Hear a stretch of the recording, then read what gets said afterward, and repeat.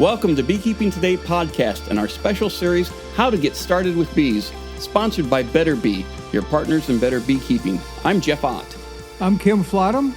And I'm Jim, too. Hey, guys. Beekeeping Today podcast is proud to welcome the folks at Better Bee as a beginning beekeeping series sponsor. Better Bee's mission is to support every beekeeper with excellent customer service, continued education, and quality equipment. Just how? Well, many of their employees are also beekeepers who know your needs, challenges, and answers to your beekeeping questions. From the colorful and informative Better Bee catalog to the support of beekeeper education, including this podcast series, Better Bee truly is beekeepers serving beekeepers. See for yourself at www.betterbee.com. Today's episode is also brought to you through the continued support of the great folks at Global Patties. Global Patties is a family-owned company that has been in business for over 18 years, making protein supplement patties for honeybees.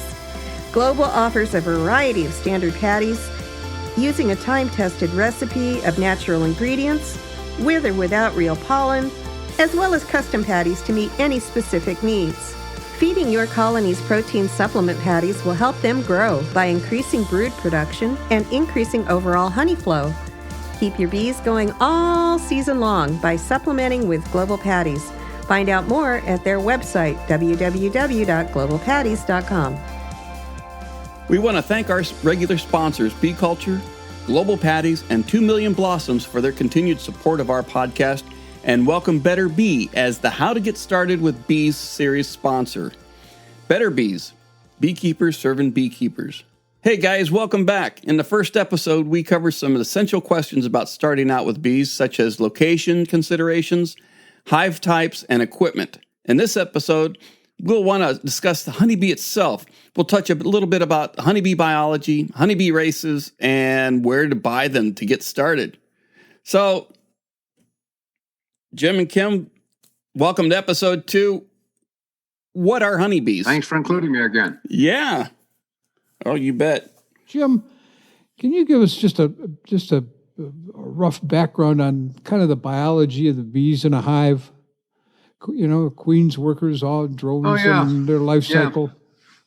You mean just a friendly, conversational kind of thing for someone considering getting started? So we're all on the same page. Well, the one I guess I would start with is the one we most commonly see, and that's the worker.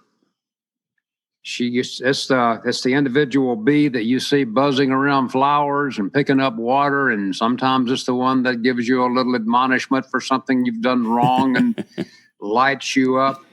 So that's theoretically the bee that we see the most. It's the one that does everything inside the hive. It takes her about, 21 days or so to develop, 20 to 22 days, on average of 21 days for her to emerge as an adult. She's produced by the queen, and I'm going to talk more about her in a few minutes. So let's just stay with the worker now. There's 3 individuals that we'll be dealing with: the worker, the queen, and the drones. The drones are the males. So back to those bees flying all around those flowers. They're the ones that make honey and bring back nectar and then produce it inside the colony and process it. They probably live 3 to 5 weeks, maybe during the summer months. They live longer, maybe up to 3 months during the winter. So their lifespan in either case is not very long. Interestingly, Kim, there's no good place to say this, but frequently I'm asked, well, since you are working bees and you're not stung very often, your bees must know you. Well, in reality, if I just open my beehive every, month or so, most of the bees there have never seen me in their life. So, no, it's not that so much. But no, your bees don't get to know you. Their lifespan is too short. If they did, they probably wouldn't like you anyway.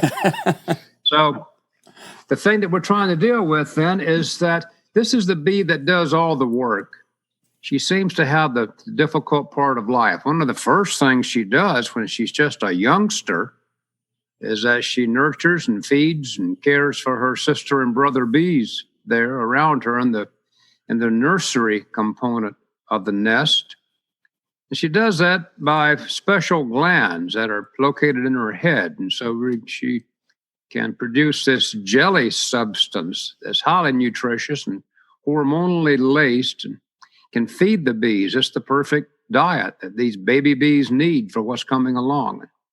So as these workers then are infant, moving from an egg, they'll move to a larval phase and spend 2 or 3 cycles in that before going to the very quiet phase called the pupae, where they change from that little grub, that little worm, when they change into something that looks like more and more a bee under development.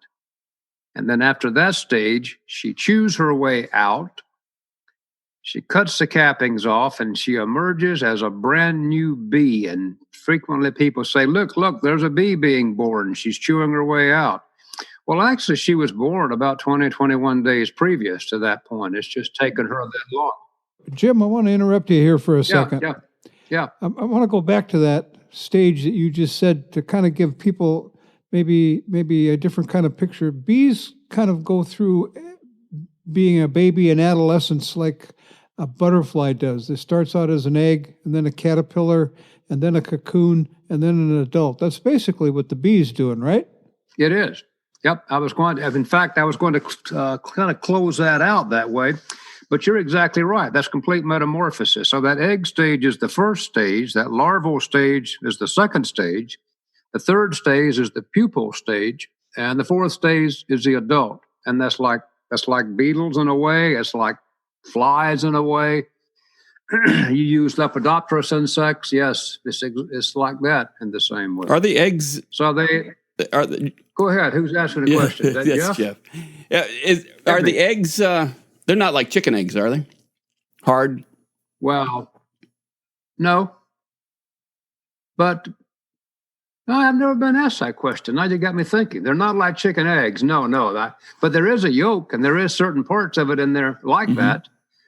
But the chicken eggs are not. Well, I can't get involved in chickens. Let's just stay on the subject here, Jim. Just don't wander off. Don't let Jeff lure me away. They don't hatch, so you can't shake little eggshells out of the comb. Okay. No, you can't do that. Basically, as the egg matures, it takes probably about 3 days or so for this egg to, quote, hatch, close quote. But actually, the outer shell, the outer chlorion, the outer shell just dissolves as the egg gently lays over. So after approximately 3 days, this tiny, tiny larvae is formed. So that's when that larval stage develops, when it's at that first egg stage that's so small. So as it works its way through then, egg, larvae, pupae, which is the quiet phase before it becomes an adult, chews its way out. Then that's the young adult bee. And one of the first tasks of a series of tasks that bee, called a worker for a good reason, has to do is she has to feed her youngsters around her, her smaller, her younger brothers and sisters. She does that with glands in her head that produces a highly nutritious food substance that she distributes around. So this is when we really go through a lot of stores of honey stores, pollen, because it keeps these bees nutritious and keeps those glands functional and lets those young worker bees provide. Kim, I'm not sure I'll be in exact order, but then from that point on, the baby bee who's been feeding her brothers and sisters moves on to being somewhat of a cell cleaner, cell building bee. Her wax glands are not yet developed. Her sting gland isn't yet developed. And so then she'll move roughly, slowly to the next phase as she grows. And I don't know that I have the authority to say this, but I'm wondering if it's not related to the glandular development that she's undergoing too. So then she'll polish and she'll clean out and she'll drag out the corpses of her brothers and sisters and basically clean the hive and work in that regard. She'll become much more of that. And as she passes through that phase, roughly, she may become a house bee that actually processes nectar and shortens those long chain sugars from the nectar coming in that makes the honey that we all enjoy. That's her job for a while. Then from that, she moves on to being a guard bee. And they're the ones that you get up close and personal with at times. I mean, you can get really any bee inside the hive can admonish you for not really being on the job and doing something that they don't appreciate. But the guard bees are the ones at the entrance and that are positioned throughout the colony to really be watching for some malfeasance going on, from small hive beetles, a pest of the colonies, from the wax moth, another old pest of the colony. So they're on guard inside too for that. Then about that, by then their poison sacs are filled up and they're fully armed. And they'll also at that point begin to go out for the last stage of their life and become foragers. They'll forage for nectar, pollen. Those things are pretty well known. They'll also forage for resins and gums that they can take back to the colony and turn into a product called propolis, which, if I just may be fast and loose, is like a natural caulking compound with added benefit. And they'll also look for water, and then in the final, most sophisticated stage, they will search for new home sites. You can tell these old veterans because their wings are tattered, and a lot of the hair is gone from their backs, tops of their thoraces, and you can kind of get an idea that this bee's 3 to 5 weeks is pretty much passing. The winter bees have similar jobs. The winter workers have similar jobs, but not quite the same. They're basically furnace bees. It keeps the furnace fires burning throughout the winter season. So they have some things in common with the warm weather bees, but not everything. Now, that's the bee that has done all the work. So anything that we think of when we think of bees, honeycomb, worker bees. Stinging, worker bees. Honey production, worker bees. Anything that you want to eat, maybe pollen, I don't know. The workers are doing all of that. And they were produced by the bee that I want to discuss secondly. So the worker bee that's done everything was an infertile female. She can't produce perfect eggs. I probably won't get too much involved in that. We need a queen. She needs a queen for that. That is fertile. So the queen we call the mom. She's probably mated with anywhere from at least 1 to maybe 6 or 7 drones, which are male bees. More about them in just a few minutes.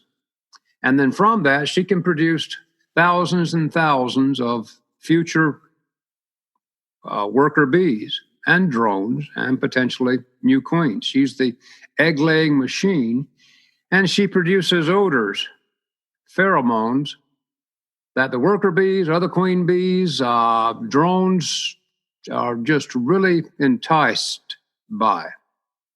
But that's just the ones produced by the queen because there's pheromones throughout the colony that's being produced by both drones, the brood, and the workers. So her job is to go about, food is stuffed into one end of her and eggs come out the other end.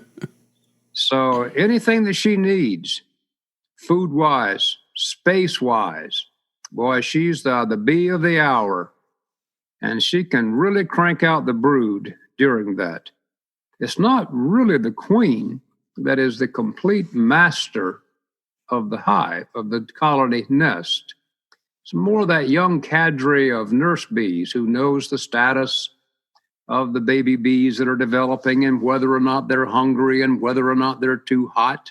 And they put the word out, and they seem to be the ones that run most of the day-to-day operation of that. So the queen goes hither and yon, lays an egg. She's probably using her front legs to decide what the size of the cells are, because she can decide if she wants to put a drone, which is a male bee, in a particular cell that's just a bit larger, or if she wants to put it into a regular worker size cell, which is just a bit smaller. So the queen decides which is which. Should she make a mistake and get all confused and do something wrong, the worker bees in many cases will clean up her mistake behind her. So all ends up being proper in the long run. So the queen's main function is to produce all of the young bees inside the colony and to produce the pheromones that stabilize the colony. Pheromones are a type of odor, so once again, a loose description. And it keeps the colony settled and in sync. So workers so far, the queen or the mom and her 5 or 6 or so bee husbands that she apparently had initially. And then lastly, the drones, which are these young bees who ideally would like to go out, take these nuptial flights and successfully find an unmated queen. In reality, most of them are never successful. But these numbers of drones, usually anywhere from 400 to 600 per colony. And I guess I should say, while there's 400 to 600 drones per healthy colony during the warm months, there's only, hypothetically, one queen. There may be a period of time briefly in transition when there's more than one. But once everything is sorted out, there's just one queen. And there's usually anywhere from 40 on the high end, 55 on the real high end, 60,000 bees during the summer months. But these numbers fluctuate in the worker bee population. They'll die back to around 15, 20,000 during the winter, and the queen builds them back up. So the workers, the queens, and the drones are the males. And the males really don't, by bee standards, don't really have a clear job. Their primary function is to mate with queens and provide genetic diversity. So that's why so many are unsuccessful, to provide this random match. Jim, are those drones in a colony mating with the queen in that colony? No, they're not. Thank you for asking. To provide that genetic blend, that genetic variation, these guys go to places that they've determined. I don't know how they do it. I'm not sure that we know exactly how they determine that. But the drones leave the colonies and they fly to communal areas where they kind of hang around waiting for these queens to come by. Sounds like Joe's bar. Well, I didn't want to go into it, but you just put it out there. It's kind of a racy situation. What kind of places do you visit, Kim? Used to visit. Well, they do. When they get there, though, the queen, there's a statistically much greater chance that the queen will not interbreed with one of her own stock. That kind of thing can be done, but it's for specialized control breeding procedures. So the boy bees are essentially available with all politeness to produce their own pheromones and to provide breeding genetic material for future queens and subsequently future bee populations. That's a long diversion. I mean, you can spend an entire university of class on bee biology and what I've tried to condense. Bees do all the work, queens do all the egg laying, and drones primarily provide the genetic variation needed to keep the population diverse and healthy. Okay, that's a good summary. Yeah, so the queen is the fertile female, the worker is a sterile female, and the drone is the male, and he comes from an unfertilized egg. Is that correct? He does. No, that's wild. I'm not sure how much detail you want to get into. Not too much. The male already, by being birthed, really has no father. He had a grandfather. That's going to get kind of tricky. But he's already has half his genetic complement. He's already haploid. And the queens and the workers are diploid. They have the full genetic complement. So when the queen begins to develop her egg, she provides her half of the DNA, and then the drone provides the other half. So the drone's already undergone cellular, reproductive cellular division. It's haploid. Terms called. All right. I've done the best I could there to give you an overview. I know it rambled for a while and got contorted, but I tried to summarize it. That's really unfair to all that goes on inside the nest, all the work that's done, all the tasks are done. Kim, that's one of the things that I still, after all my decades of beekeeping, enjoy, is trying to understand the bee biology, the bee behavior, why bees do what they do. That's that behavior inside that dark hive where all the mysteries are. Well, I think it was a pretty good summary, Jim. I just wanted to make sure everybody's kind of on the same page in terms of understanding what's going on inside that box. Oh, sure, starting beekeeping is exciting, but it can also be daunting. So many choices to make, and you'll want only the best for your bees. You'll have fun researching and buying your equipment, so you need a source of trusted information and supplies readily available to you. Better Bee is your partner in better beekeeping. Whether you're experienced or just beginning, Better Bee has everything you need, including customized beginner kits, Humble Abode's woodenware, Sheriff bee suits, licensed stainless honey house equipment, honey bottles, containers, and custom labels, plus educational books, posters, and more. Let Better Bee help you select what you need through their helpful customer service and informative bee supply catalog. You can trust Better Bee because they are beekeepers serving beekeepers. Find them online at www.betterbee.com. So we've talked about the caste of honeybees. What types of honeybees are there, Kim?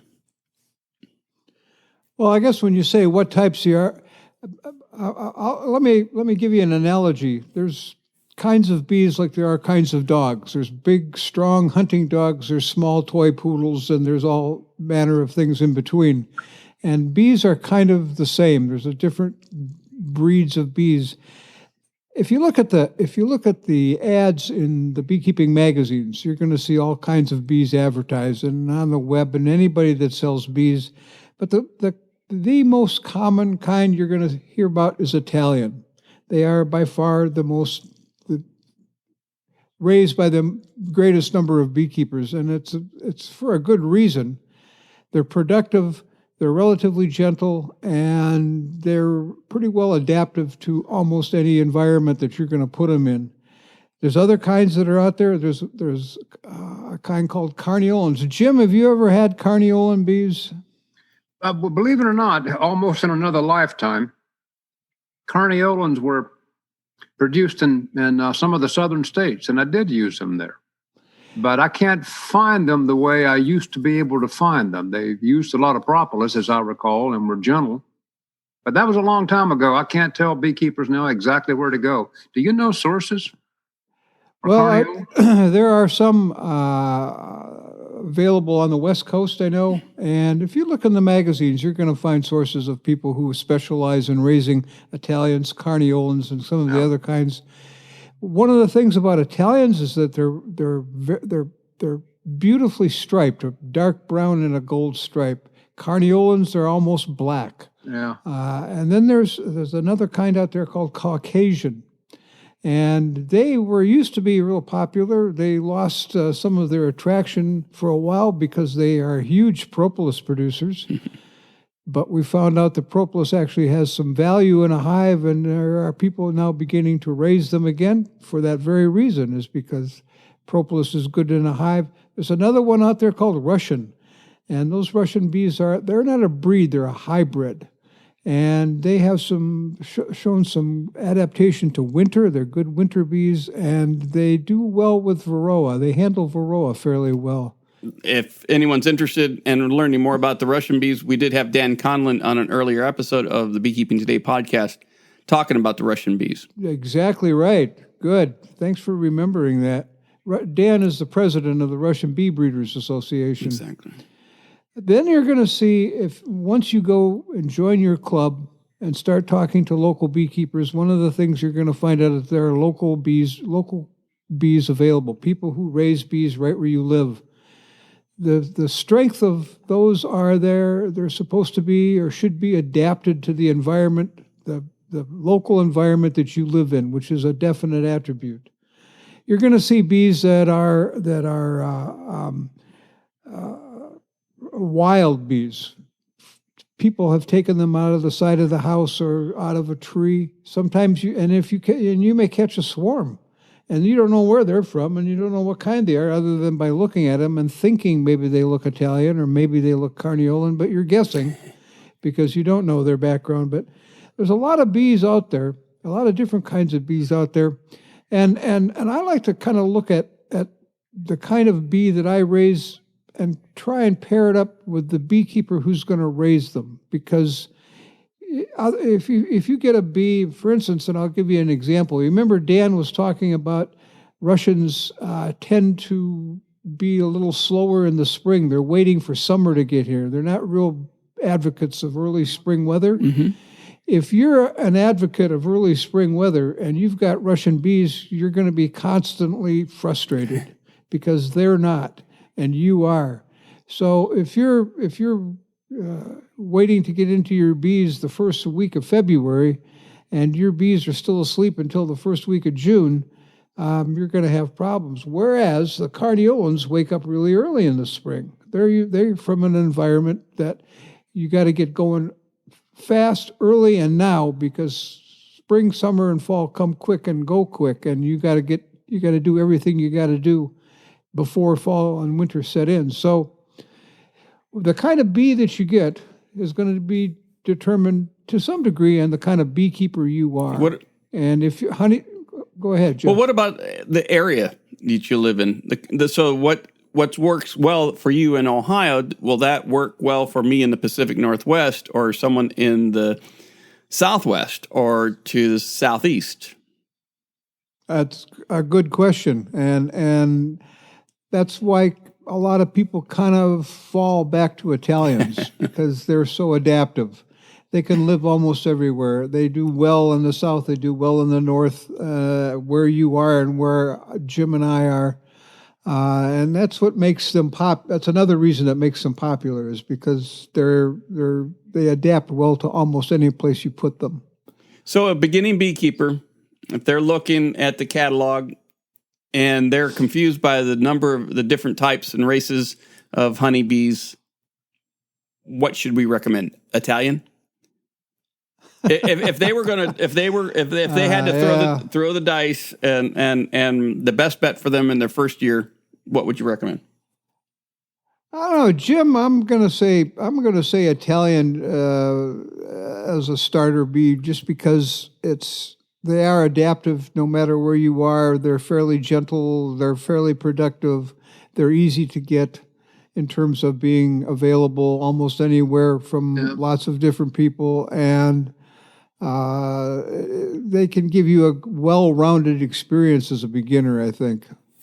No, I'm really on board with that, Kim. I don't, as a beginner, someone just exploring and someone brand new at it, I can't recommend. I could, but it's not a great reason to spend a lot of money on a queen. Special variety, special breed, special investment until you kind of know what you're doing. There not really any cheap queens right now, but there's queens that are more expensive than others. So yes, I agree. Stay with the ones that are readily available, common, and everybody knows a lot about. Kim, before we get away, I misspoke a minute ago, and I sat here trying to think, do you admit it, or do you go back and correct it, or do you have some kind of audio eraser? But I was describing, at a senior moment, I suppose, I was describing Caucasian bees that I had experienced years ago, not carniolans. And so I want to go back. Somebody picked up on that. Just the time I said it, it got away from me. Conversation changed, but I need to apologize for that. I was just in a moment's notice. I was just considering Caucasians, and we should have been talking about the dark carniolans. Well, Caucasians tend to be kind of gray. They're not stripy, or they're dark gray and light gray stripy.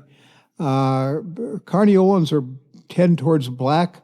Right. Carniolans also are favored for being fairly gentle.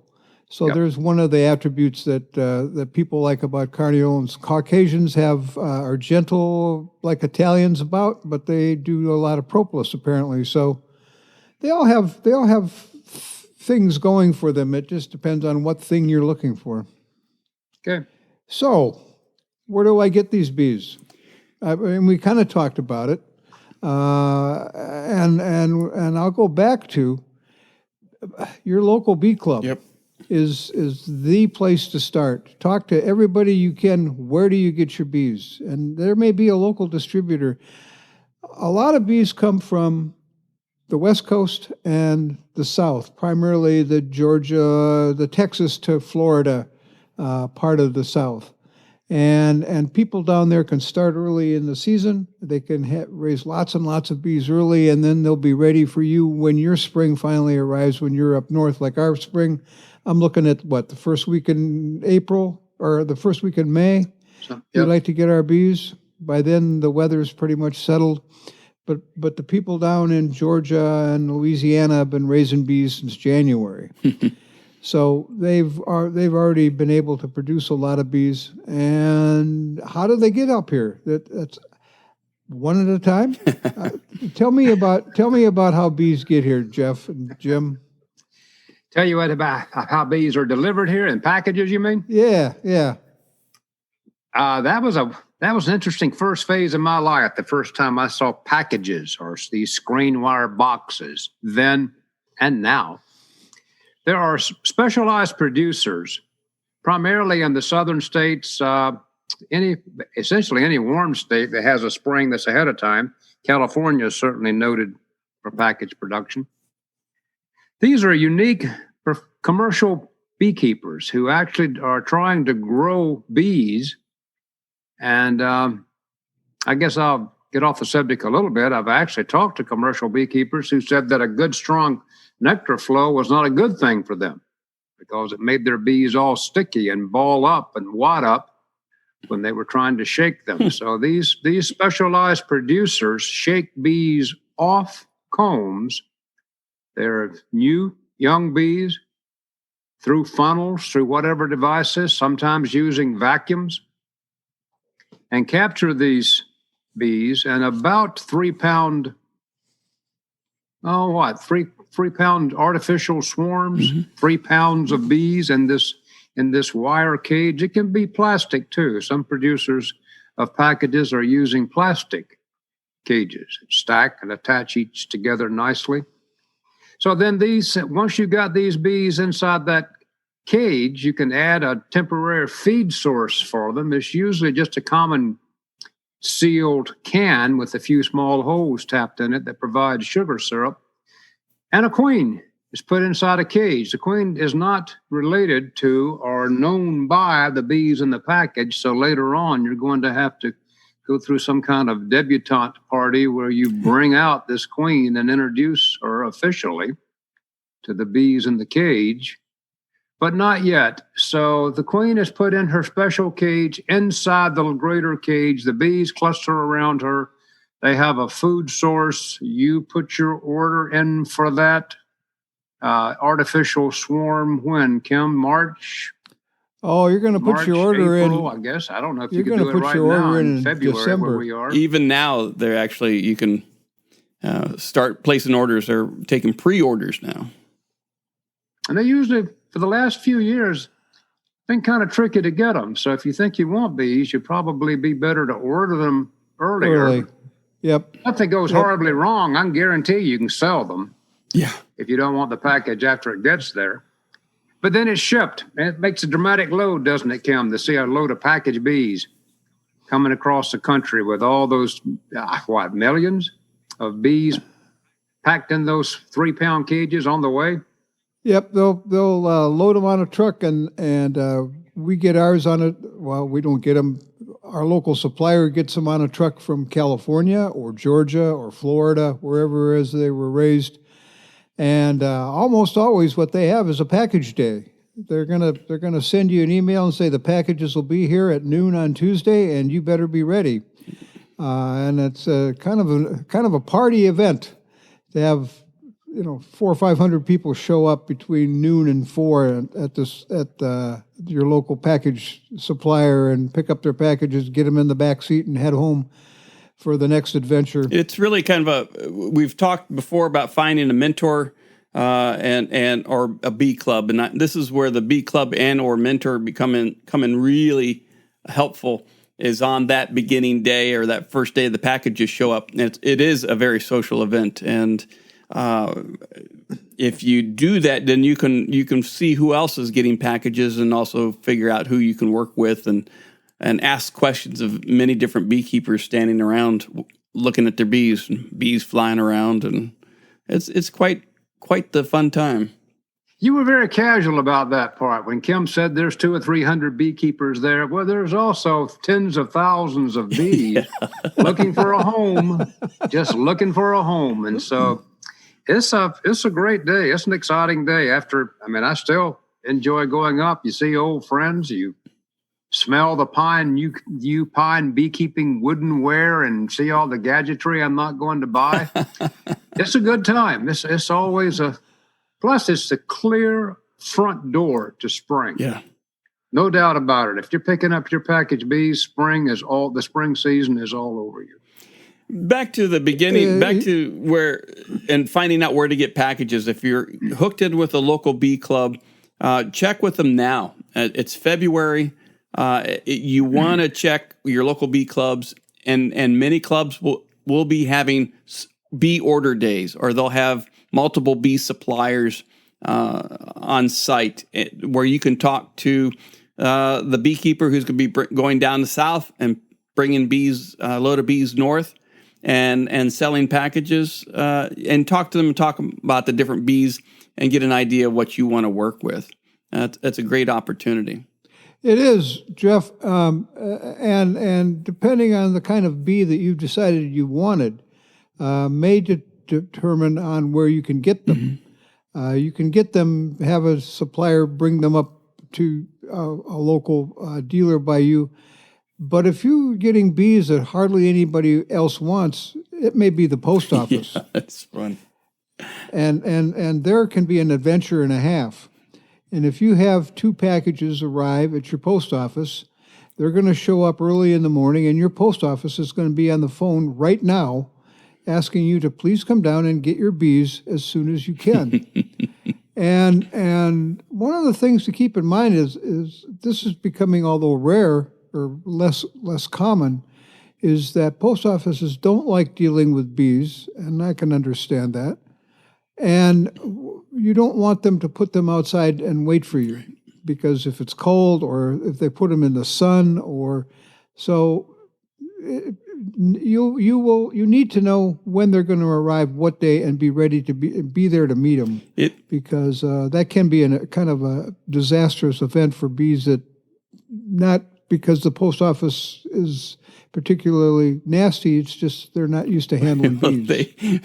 They can sound nasty. I got my first package of bees when I lived there in Hinckley, and I know it was like 6:00 in the morning, 5:30 or something, and they called and they said, "You will come down and get the bees right now." They to say that they were not happy is an understatement, and they wanted me to get them. There's always bee stragglers on the outside of these packages, and that just terrorizes anybody who's not familiar with them. And they come forward with the welder gloves on and hand you their package of bees if they do that much. But anyways, it's quite the event. But there is other ways to get bees delivered that don't use packages, and of course I'm referring to a nuke or a nucleus colony. And those are actually becoming more common. And Jim, I know you deal with nukes every once in a while. Tell me a little bit about how a nuke is going to work to get bees. Yeah, I haven't done it in a while. Well, I shouldn't say that. About 4 years ago, I bought 15 nukes. You buy part of an established colony, and that part is anywhere from 3 frames, maybe up to 6 frames. 6-frame nuke is pretty big. You can buy anything. I mean, you negotiate with the seller, but the main thing you want that nest part to have is a queen. So some way either you or the bee producer has got to have a queen there. Queens, depending on how many you need to go inside that split or that nucleus hive we're discussing. So you split the colony out. You split out 4 frames. Hypothetically, you've chosen a 4-frame unit. So 1, maybe 2 of the frames are going to have some honey and some food on it. Probably the 2 center frames are going to be primarily capped brood, young brood. That'll sustain it. And then you're going to almost always have to have a new queen. So you've got to go through the introduction process. I would think that the producer would keep his queen unless he's just, I think you'd want a new queen. You wouldn't want to buy his old queen, but be that as it may, you got to have a queen and you got a small nuke. Kim, there's a lot to be said for that, because if I can draw in the air here, when you get that package of bees, it takes them, 2-3 weeks and a good flow to get some comb built, get some brood going, get some brood being produced. So if you go back and look at that package population, hardly 3.5 weeks later, you actually have fewer bees than you had the day you started, because the bees have died off and they weren't being replaced. So once the queen gets on the job and gets enough comb built, she'll start producing the new bees that will replace that die-off, and in theory, all will have a happy ending. In the case of that nuke, that doesn't happen. You don't have that extreme drop. I just talked to just day before yesterday, I talked to a man who hauls packages, and he said more and more this year he's going to be selling nukes, because the nukes only cost, just 20% more, and you get so much more for your money. So he's going to be offering as many nukes for sale as he can too. They're good. You can buy the whole colony if you wanted to. That you can buy it all. That was the question I was going to ask. So you can get packages, you can get nukes, or you can get a whole hive, right? You can selling off or getting out of business, or just selling in a complete hive. They turn up at the oddest times, and an estate sale or something, all of a sudden there's a deal. Well, you're kind of jumping in the deep end of the pool if you're a new beekeeper, but you'll figure it out. Instead of growing with that package bee colony, growing with the nuke, all of a sudden, you've got 50 or 60,000 bees there and some honey and brood and whatever. But that mentoring system we've discussed over and over again, all that information on various websites and books and YouTube, you can get a good idea of how to do it. Nothing beats a mentor, but you've got all kind of support sources out there if you want to go with a full-size colony. And it'll come with a full-size price tag, too. Yeah. Well, I'm glad you brought that up. What do these things cost? What's a package or a nuke or a full-size hive going for? This is 2020. And so if you're listening to this down the road a little bit, things may change. But early in the year in 2020, what's a package, a nuke, and a colony selling for about? You're asking me? I'm going to have to give you my best guesses. If you've got anything, let me have it too. I think the packages are going to be around $140. Yep. $120 to $140 for 3 pounds of bees and a new queen. Yep. And somewhere in the vicinity of 180 to 210 to 20 is what I was talking with the man about for a 4-frame, 5-frame split. I can't recall which, or that's a nucleus colony or a divide.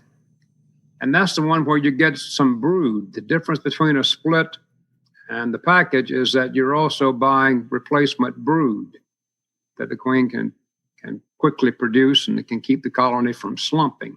A full colony, boy, the sky's the limit. What's the quality of the equipment? How much equipment is there?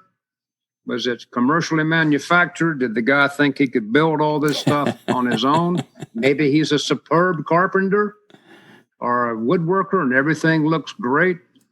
So you have to look at this and say, compared to a traditional commercially provided equipment for this colony is above standards, below standards.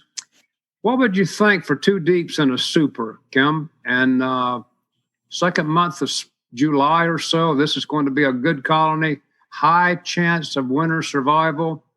I think it's going to be 250, 260, but it really depends. There's nothing standard about this. How bad does the person want to sell? How badly do you want to buy?